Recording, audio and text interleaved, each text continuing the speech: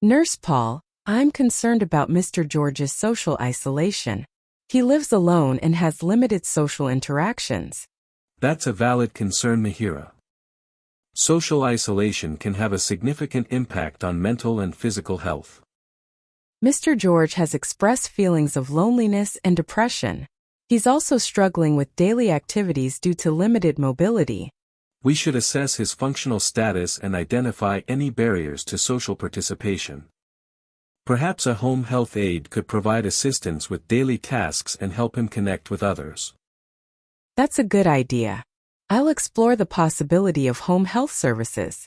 We should also consider connecting Mr. George with social groups or community activities that align with his interests. That's excellent, Mihira. Social interaction can be beneficial for his mental and emotional well-being. I'll reach out to local community organizations and see if there are any suitable programs for Mr. George.